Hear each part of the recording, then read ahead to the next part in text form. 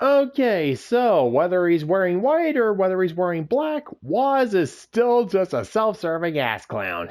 Okay, we got ourselves Kamen Rider Zi-O episode 20 and Lupinranger vs. Patranger episode 49. Let's tuck in. Okay, first off, we got alright, continuing off from where we were last time. Gates and Quiz are coming to blows for pretty much no reason. Although, yeah, basically, Gates is, well, yeah, he's trying to acquire the power of Quiz to defeat another Quiz, but eventually, soon, he's actually going to realize, maybe we don't need to actually make the ride watches just to go and defeat the another rider. He figures that, well, Quiz himself could defeat the another rider version of him, since, well, yeah, basically, Quiz at this point is just an irregularity in every single sense of the word. And well, again, why do I keep getting ahead of myself? Whatever. Anyways, yeah, throughout most of the episode, it's mostly just padding out just to get to the main fight.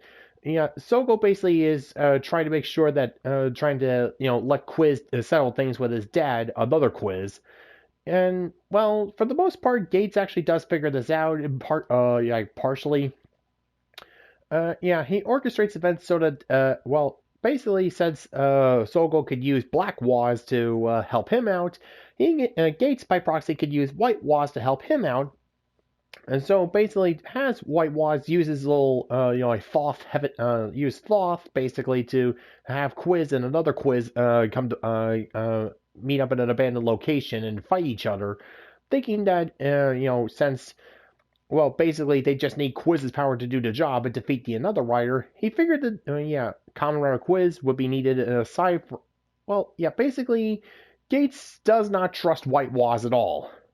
Yeah, even though he says he's on Gates' side and tried to make him into the savior that'll defeat Zi-O, Gates revive. I mean, Waz is still Waz, and Gates doesn't trust him. So basically, he wants to make sure that another Quiz is defeated by the power of the main Quiz. And it doesn't really work, but it actually does give Kamen Rider Quiz enough time to settle his last, basically get some closure on his father's feelings towards his mother. Basically, he posed the hypothetical scenario, which apparently is really how his dad just basically, if you threw yourself into your research, abandoned your family, and you were on your last breath, who would you be thinking about? Yeah, basically that. And yeah, Quiz's dad basically says the only one he would still care about was his mother, basically showing that yes, even though he was just a self-absorbed bastard, he honestly still cared about his wife and enough to think about her in his last moments. So that gets Quiz his closure, and yeah, that was what both Gates and Sogo decided to do. While another Quiz was rampaging, Gates tried to intercept Sogo and Quiz, but instead went straight for Sogo, allowing Quiz to meet up and fight another Quiz. Yeah, they both came to the same conclusion and were following the same goals, but had different ways of going about it. And yeah, Gates is too much of a student that I had to basically just say it because he's kind of dumb. But yeah, White Waz is not having this in any way, shape, or form. So yeah, oh yeah, it's been confirmed that apparently, even though a Kamen Rider Quiz managed to land a finishing blow against another Quiz, somehow the another rider is still another ride watch wasn't destroyed, allowing Ora to reset him, basically have him back to another Quiz. You know what I mean. And yeah, once that happens, White Waz had officially had enough and decided to take matters into his own hands. So yeah, just grabs Quiz, just somehow pulls out a blank ride watch and uses that to suck all of Quiz's power into it and creating the Quiz ride watch. So I'm guessing that's just a default power of White Waz. He's able to create create ride watches from any Kamen Rider he wants to, as long as they come from the timeline created from Gates Revive. I don't know. I mean, that would kind of explain what happened with the book thing during the Shinobi arc, but he didn't write it in his book this time. He just decided, yeah, you know what, you got your closure, great, but I need my Messiah now. Bye bye. And so, yes, Waz now has the powers of Kamen Rider Quiz, and he used that to destroy to end the another quiz crisis. And before he leaves to take the now powerless Quiz back to 2040, he decides to go and give the Quiz and Shinobi ride watches to Gates, where he has a little bit of a freak out, and he sees basically has a premonition of himself as Gates Revive. So yeah, the timeline of Gates Revive. The timeline's diverging towards Gates Revive, since all they need is one more ride watch of a Kamen Rider that shouldn't exist. And yeah, once Gates has all three of them, he can become Gates Revive and defeats Kilsogo on Oma Day, basically creating the Gates Revive timeline. And yeah, Black Waz knows this, and yeah, he is definitely growing concerned. Although we have no idea what exactly Sogo wants. I mean, we know he's basically been brainwashed and pre-programmed by his younger self, by his older self, inducing that trauma on him to become Oma Zi-O. It's probably going to happen unless our future happens where somehow Zi-O doesn't become Oma Zi-O, and Gates doesn't become Gates Revive. Again, the actual canon timeline, we're getting towards that. We're getting towards that happy medium. But not unless Black Waz has anything to say about it, because before we end the episode, he hands Sogo a new ride watch. Basically, it's the Decade ride watch isn't his super form. This is what he's handing to him is basically Zi-O Phase 2, for lack of a better term. Just one little grade down from becoming Oma Zi-O. Or it's his real super form before we get to his final form, like 20 episodes, like 15 episodes from now or so. So, alright, so Kamen Rider Quiz has been dealt with. He's got his conclusion. Now he can finally move past his. He and the memory of his mother could move past that little point in their lives, and yeah, all that Gates needs is one more parallel ride watch, and we have Gates Revive, and we still have quite a few more of the mainline Kamen Rider ride watches to go before we get to Oma Zi-O. And we don't know exactly when Oma Day is coming up, so it could be today, tomorrow, whatever. And yes, next time we're going to get to the most, one of the most controversial Rider series. Next time it's the Ryuki arc. Oh boy. Yeah, that's gonna. And yeah, speaking of eminent dates, we have ourselves basically we have the last episode before the final battle against Del Grandio and Zamigo with Lupinranger versus Patranger. Alright, well, starting off, following the events of last time, the Lupinrangers are on the run, but they're basically hiding out in Noel's place, where he and Kogure have basically set up a safe house for them to lie low until they figure out a plan how to deal with their identities as the Lupinrangers being exposed.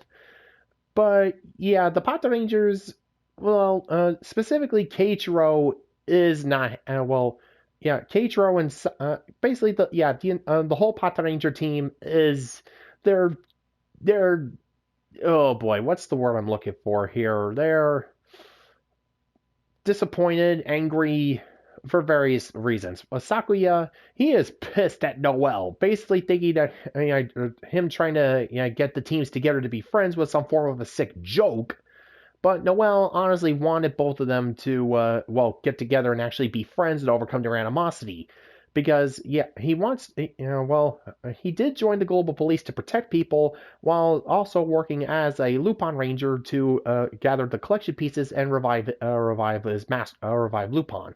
Get back his loved ones and help them get back their loved ones. Basically, both of them were earnest desires from Noel.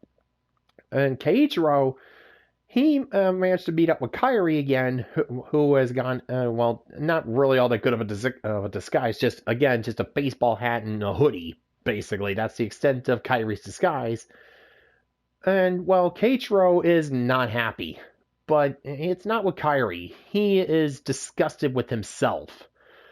He feels that he has completely failed Kairi, Umika, and Tuma because yeah, he became a police officer. He joined the global police to protect people from, well, just to protect.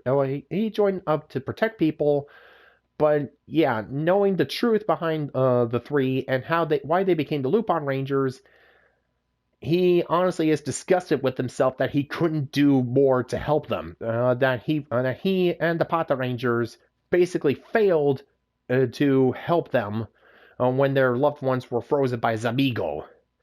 If he was doing his job correctly, basically Keiichiro feels that he's just completely useless. He's let them down. And yeah, if he was doing his job properly, they wouldn't have become the Lupin Rangers in the first place. Is what I'm trying to get at here. That they wouldn't have had to choose this life for them. They wouldn't have to choose this path. Yeah, what good is a cop if he can't help people? But Keiichiro, I mean, I get it. Your intentions, your anger at yourself is justified, and yeah, at least you do finally recognize that. Well, yeah, it's not all black and white, but sometimes, right here, even Superman fails. He can't save everybody. I know Keiichiro's gonna come around to that. I know he's just feeling he's disappointed with himself. He's just mm, yeah.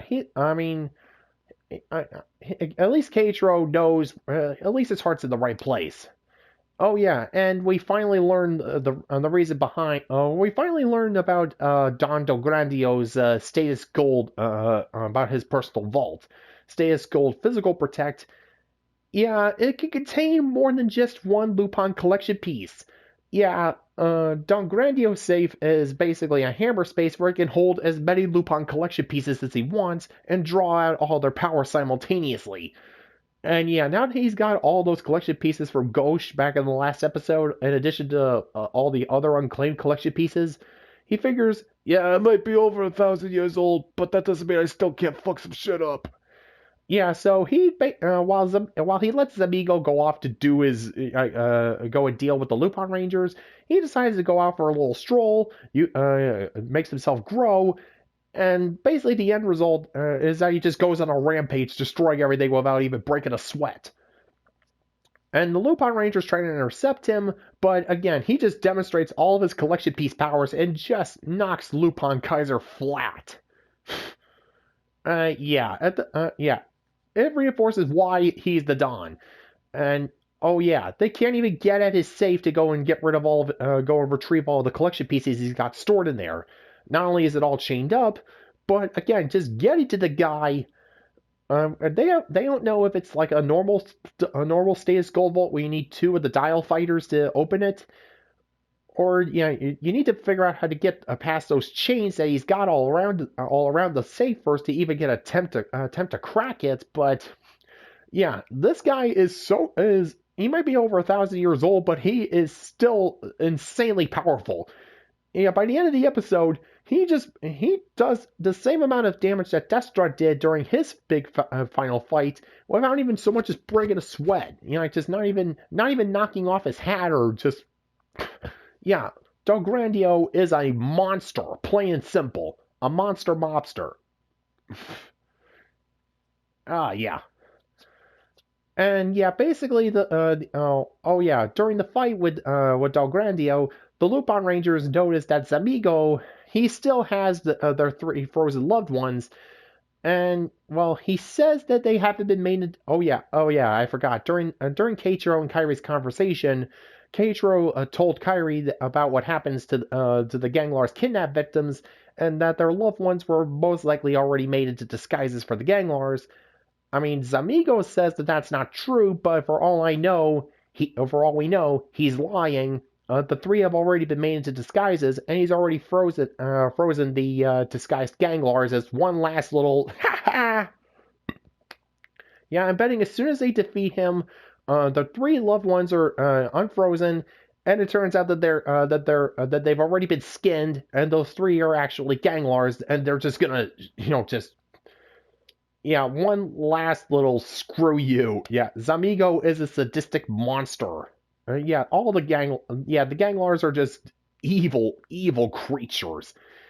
But yeah, Zamigo is completely obsessed with Kairi, and so basically calls him out to settle things once and for all. Even though Kairi, yeah, it took the full force of Del Grandio's explosion. He's bloody, he has shattered ribs, he is beaten, and yeah, he is dead set on making sure that he defeats Zamigo and gets their loved ones back. Yeah, even with Umika and Tuma, yeah, they weren't so lucky. They were completely knocked unconscious and taken into global police custody, with Sakuya and Tsukasa watching them, and basically just before Kairi confronts Amigo, starts the final confrontation. Basically, tries. Well, he and Keichiro have one last conversation. Keiichiro's duty is to protect the people, while the Lupin Ranger's goal is basically to protect what's precious to them. Yeah, basically, the Lupin Rangers serve the majority, while the Lupin Rangers look out for what's important to them. It's not exactly a clean summation of their goals, but they both want to protect people, just protect what they consider to be most important.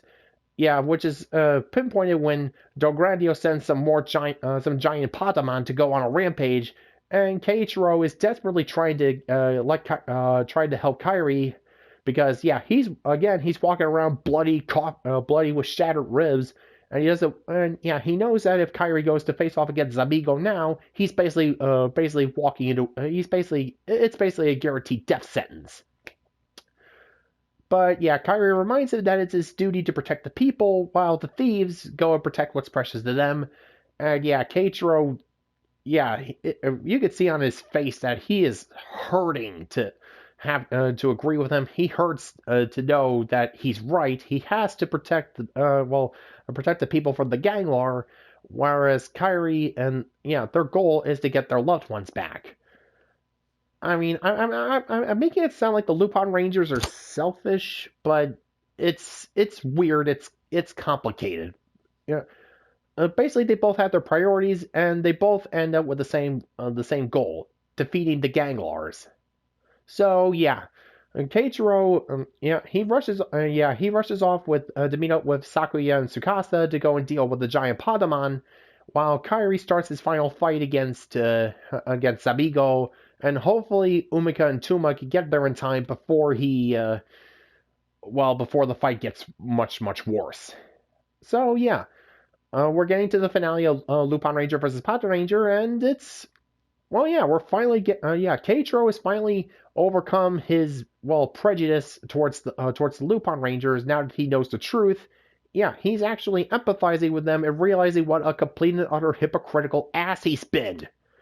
Kairi even throws his whole "you've been damned since the moment you become Patrangers" line that he said to Kairi back in the single digit episodes or something like that, right back in his face. And Keiichiro is just like, I had no idea, I was just a complete ass, sorry. Well, I mean, he didn't say that, but you could just tell on his face that he knows that he was completely full of it. And as for Zi-O, well, we still have a long ways to go. We have no idea what Decade is up to. We haven't seen him since the whole. Let's see, was it Ghost? Since before the events of Heisei Generations Forever. We don't know if he decided to leave during the events of that movie. We haven't seen it yet, but all right, yeah. So Zi-O it's still barely skating along, but Lupin Ranger versus Patranger, we're getting close to the finale. We finally get the character resolution that we've been waiting for. So let's just see it go out with a bang, dealing with this absolute beast of a boss. So till then, see ya.